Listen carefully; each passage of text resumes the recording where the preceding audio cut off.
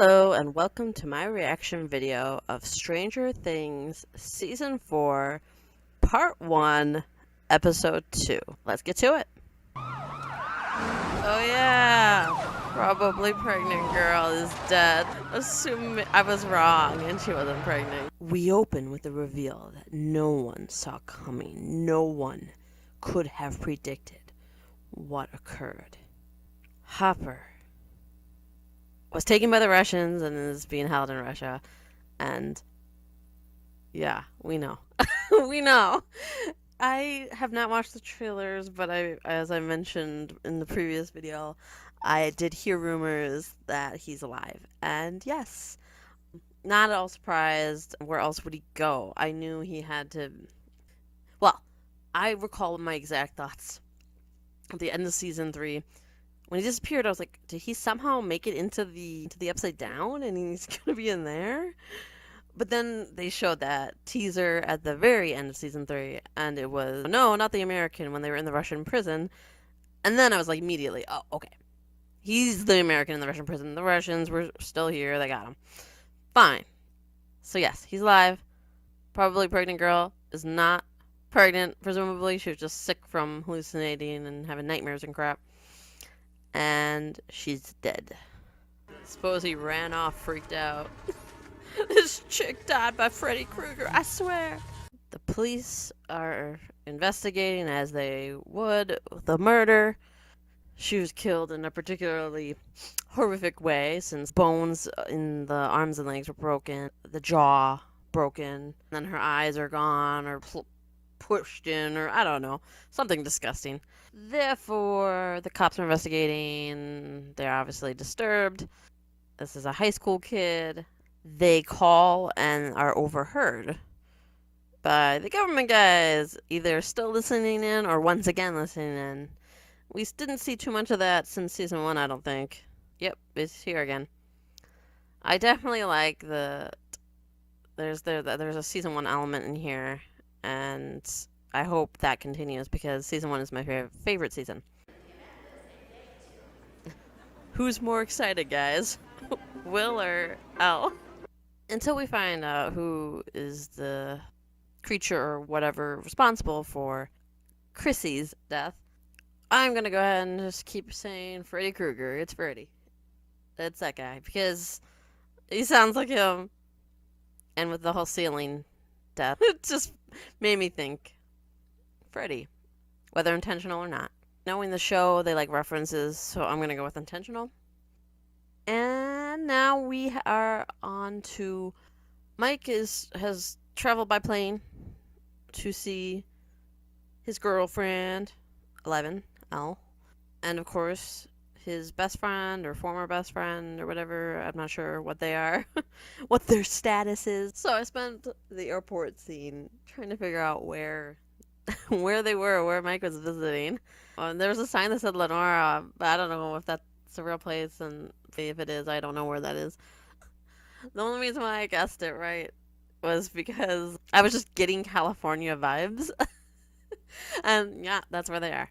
So I realized it says it in the episode description. That's where I realized I was guessing right. I'm sure they said it, I just completely blanked it. They're gonna go roller skating later. Yay. Murray is also in California at the airport. He is headed to see Joyce, I suppose.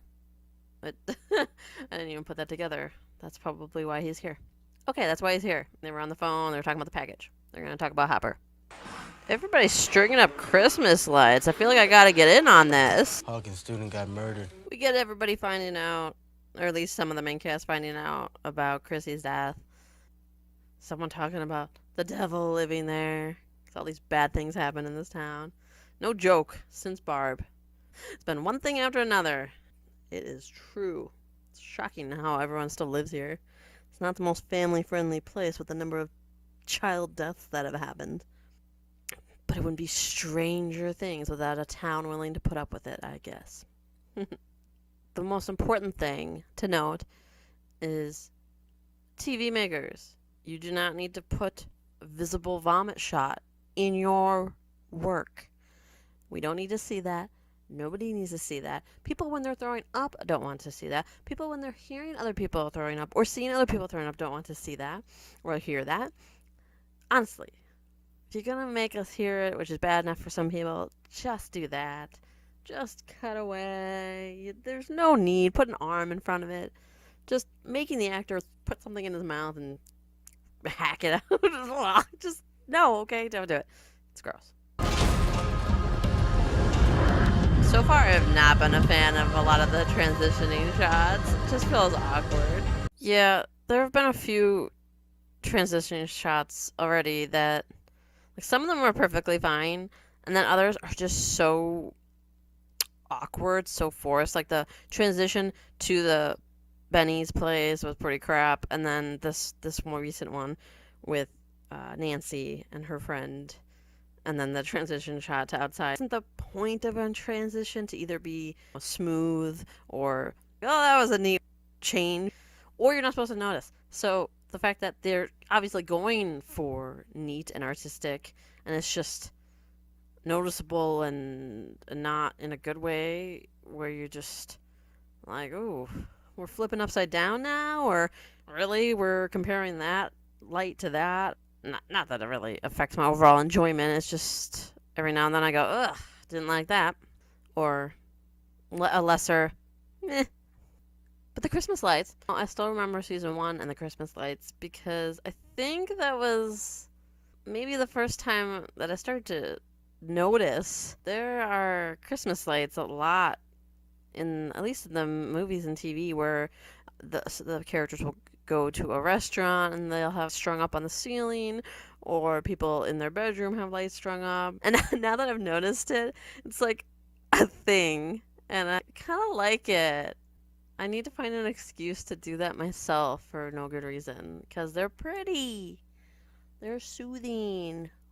This looks and reads like a ransom note, and a bad one at that. You saw him die, Joyce. Is that what she told everyone? Because she didn't. All right, Dustin and Max have a talk about Eddie. He did run away from the house after it happened, and now, of course, is a suspect, because that just looks suspicious as hell when you run away after someone dies. Gotta report that crap, or it's a crime. Anyway, then they talk a bit about, one thing that stood out to me is Dustin talked about how when he and Mike got to high school, while Lucas went and got in with the popular kids, they were just the typical outcasts again, and Eddie was one of the few people that was nice to them. So that was a really sweet thing to hear. Although, same conversation, Dustin kept calling Eddie the freak. I was like, oh, he's your friend. Why are you saying that?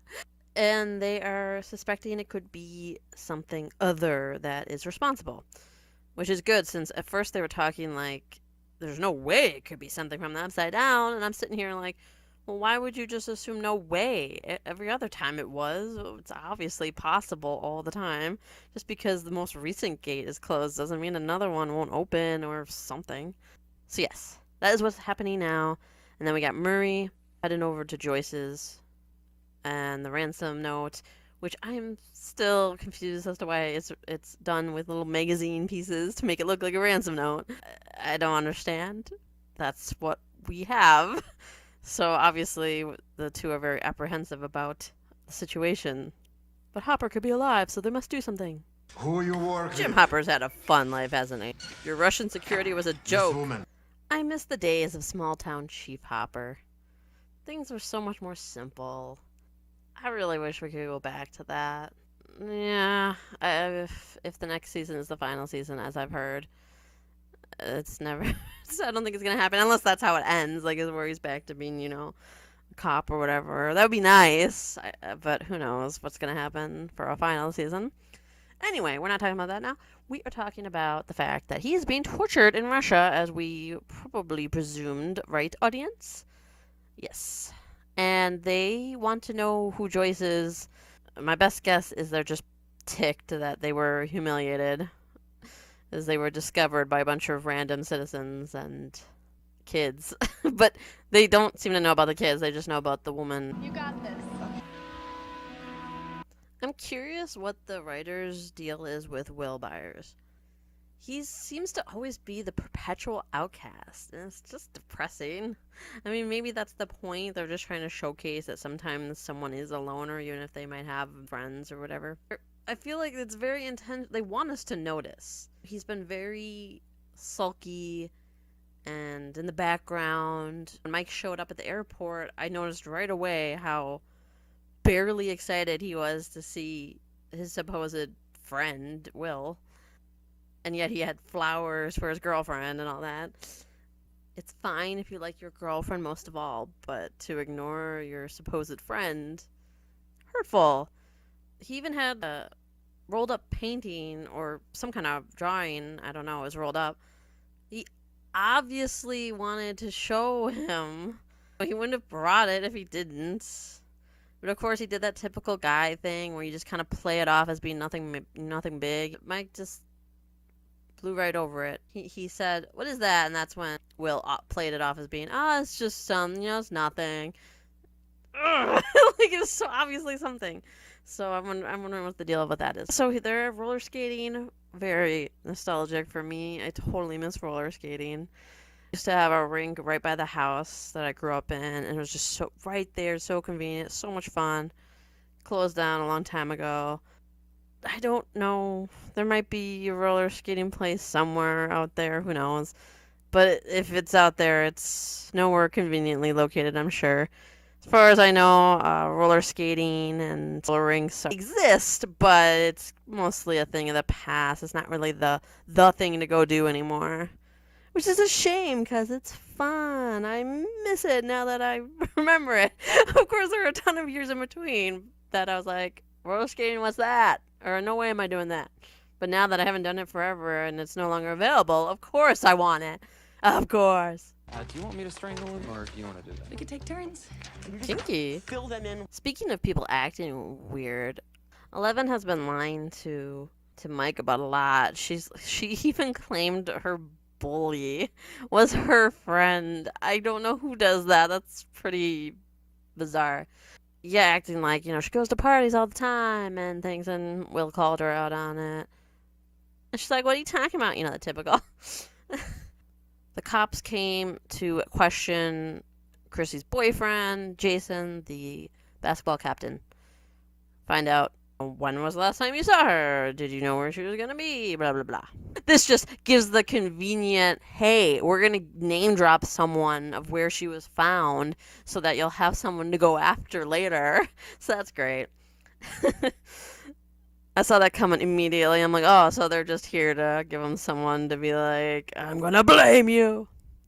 I also found it funny that they were drinking and they're also clearly been crashing for years. I mean, there's decorations and like a hangout joint formed in this abandoned business of Benny's. Two very illegal things, squatting and underage drinking. And they're like, what? You gonna arrest us or charge us or whatever for breaking the law? And the cop was like, yeah, we could. Duh, you're breaking the law. I'm assuming it's a small town thing where they just don't usually bother with minor crimes like that if it's not hurting anybody. I don't know. And then we got the family video scene, which is another thing I missed, but we're moving on from that. Looking for Eddie and annoying two people trying to do their job. That's what's going on there. I'm not sure what the plan is. Can't go through here. We got a crime scene. Yeah, I was just going to, see Max She Mayfield. didn't come up with an A excuse friend. before She coming. lives in there. It's from that crash. It was an He's seen accident. things too, An yeah. accident. Everyone who What knows is it. going on with this Freddy Krueger stuff? I don't know Jonathan's friend's name, but I like him. He's funny. You got me stressed out, so you're my girlfriend. So Jonathan and Nancy, they're once again kind of bringing up relationship problems. They're clearly not doing well, and they're also lying in each other's relationships, or at least Jonathan's lying about where he's going to school, or gonna go to school. So yeah, everybody's lying in the relationships. How nice. And the long distance thing is clearly not great for any of them. Then we have Nancy. They've gone to investigate, do some reporting on Chrissy's death. Police officer, stops them and is like, don't be here long, be quick, in and out, go. He thinks they're going to visit a friend or whatever. Her friend, whose name I also don't know, sorry, not great with names, he's seen things now. I'm presuming this is a Chrissy situation, because she was seeing things. They mentioned a car accident that he might have been responsible for, or if not responsible, he ran off instead of helping or telling anyone. I'm not sure. So anyway, something coming back to haunt him. Kick his butt, Mike!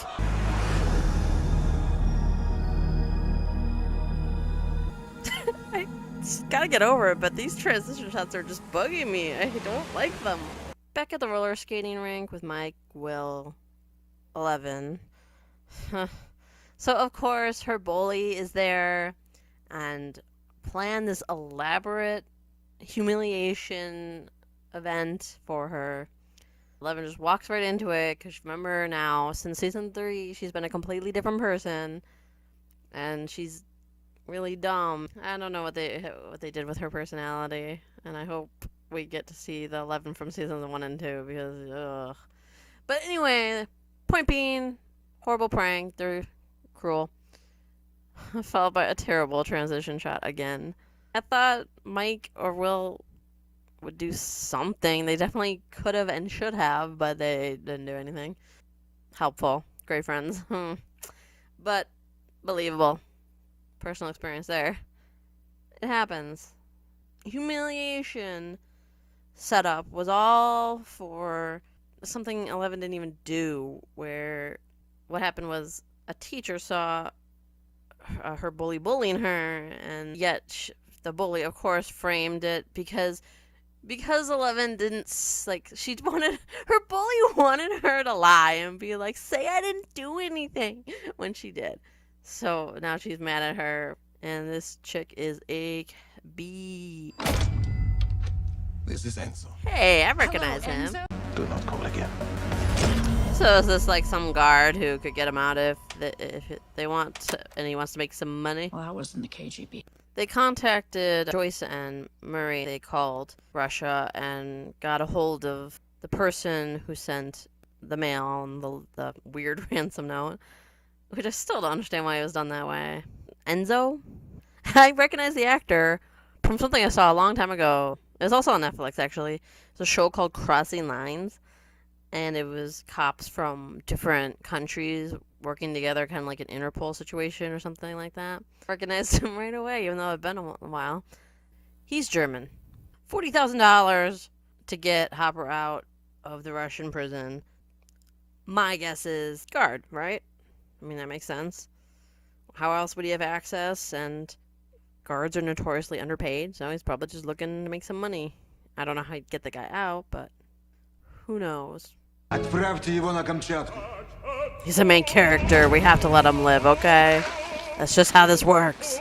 I don't think they say every time they're showing Hopper, but I have been assuming automatically without thinking about it since the start that this is things that are that happened in the past. Like the episode opens with showing what happened to him at the end of episode 3 back in July of that year. So I'm guessing they're showing, what happened to him over time. So I don't know how long, but for a while he was tortured, and then that didn't work. So then now they're sending him to a prison. Maybe he was originally in holding area. Now they're sending him to an actual work camp or whatever that they have in Russia. Under blood for the devil. I hear Satanists do that shit. That's what I'm saying. D&D? Dungeons and Dragons? I had to give you guys that reaction shot of the jocks hearing about Dungeons and Dragons because it's just hilariously accurate. Not for jocks in particular, but in people in general if they don't know what it is. You just get these stares, maybe a head tilt, just a what? It's beyond me. I don't understand. And that's exactly what they did here, and it's hilarious. Then we have the military man looking into Chrissy's death for some reason. I'm not really sure why. It just happened. We know the government was listening. As far as I understood it, the government and the military don't work together. And they do, but they don't, if that makes sense. I mean, they do, but when all the previous seasons, when we saw the recording go on that they were listening in on phone calls and stuff, that was strictly Brenner's people. Now the military heard? I guess I'm not really following how the military ties in, but he's coming. He's looking into something. I don't know what he's doing. To go out there, she wants to do something about it. Yeah, we wouldn't be some preppy jocks if we didn't form a mob. Okay, so they're not going to do anything very original with this Jason basketball team. Looks like they're doing the standard mob. They're going to go after the evil D&D people. Probably, you know, Eddie in particular right now, but it was his girlfriend. Still, to jump right to D&D does things to you. It warps the mind. You can't tell the difference between reality and fantasy. Come on. I get it. That's something that happened in the past, but the fact that they're doing this here and with this guy it's a thing. It's fine. Alright. So we're gonna have that going on. Oh goody, I'm alone. And time to hallucinate. Killing their entire family could be multiple fictional murderers or serial killers from the movies. But I still get a lot of Krueger vibes. Between this guy, Nancy's friend, the newspaper guy, in the car, and then now he's hearing a clock and going wandering into the woods to investigate, because that's a good idea. Well, that's what he's doing. Victor Creel. I think you meant Freddy Krueger, right? Nancy talks to Eddie's uncle, gets a name of maybe someone. Well, they can't be responsible. They've been in prison or somewhere locked up for decades. I highly doubt they escaped and killed someone, because we saw them go. Unless this person is like 11, that's not gonna happen, and this sounds like something that happened a long time ago. So unlikely to be this Victor guy. I'm not really making the connection. I'm pretty confused, to be honest. Hopefully it's intentional, otherwise I just feel really dumb. Am I dumb? Tell me I'm not. Please. It looks like a humanoid mind flare. I'm mostly confused when it comes to this upside down stuff now. I used to think I understood the upside down, but either they're changing things or I just never understood it. But for the most part, I feel like they might be changing things, and that's why I'm getting so confused. Because once I tend to know established rules, then once things start getting changed, I get really confused because it got changed, and not usually that I'm dumb. But if I'm dumb, I'm dumb. I will own up to it. But as far as I'm understanding it, I'm not. Yeah, I'm not understanding. Help me. Rolling your eyes, you were moping, you were barely talking, you basically sabotaged the whole day. She was lying Sabotage to the you, Mike. whole day, Straight Mike, to your really. face. What did you get? You guys straight up commit homicide? Whoa, things got exciting at the roller rink. What? Okay. First we have Mike and Will fighting, yelling at each other. Mike feels Will pouting, ruin the day, when not really. I mean, Will mostly just kept to the background to not be a bother. I don't think that ruined the day or anything. Mike had a fair point too, where maybe it sounds like Will is upset that Mike didn't reach out more, but Will didn't really reach out either. So, maybe it was one of those situations where one person was waiting for the other to call or write or whatever, and then neither one really did. And then it kind of is on both people, isn't it? So yeah, they're having a little friendship spat, and then 11, meanwhile, is going off to kill her bully from how hard she hit her. I mean, that was straight up near attempted homicide.